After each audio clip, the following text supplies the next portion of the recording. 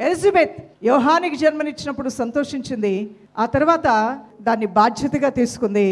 ఆమె తన కుమారుడు కొరకు ఆత్మీయతను సమకూర్చింది. తన కుమారుడికి అవసరమైన వస్త్రాలతో పాటు, ఆహారంతో పాటు భక్తిని, సేవా పరిచర్య భారాన్ని సమకూర్చి ఉగ్గు పాలతో పెట్టి పెంచింది ఎలిజబెత్. దేవుని స్తోత్రం. ఈరోజు నీ పిల్లలకి భక్తిని సమకూర్చు, ఉన్నత విలువలను సమకూర్చు, ప్రార్థనాపరులుగా చేయి, మోకాళ్ళ ప్రార్థన అనుభవం నడిపించు, నీ పిల్లల్ని గద్దించు. అన్నీ ఉన్నాయి, ఓకే. దేవునితో మాట్లాడుతున్నావా లేదా? ఈరోజు ఒక 10 నిమిషాలైనా ప్రార్థన చేసావా లేదా? ఒక 10 నిమిషాలైనా దైవవాక్యం చదివావా లేదా? దేవుని కోసం ఒక పాట పాడావా లేదా? ఆదివారం మందిరానికి వచ్చావా లేదా? ఒక బాధ్యత కలిగిన యోహాను లేచాడు అంటే అన్నిటినీ చిన్న వయసు నుంచి కూడా ఆ బిడ్డకి సమకూర్చిందంట.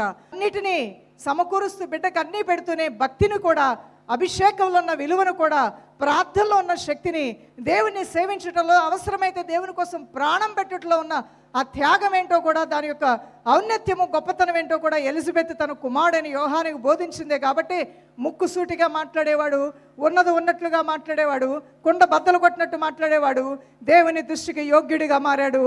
సృష్టికర్త అయిన యేసు ప్రభు వారికే బాప్టిజం ఇచ్చే ధన్యతను కలిగి ఉన్నాడు.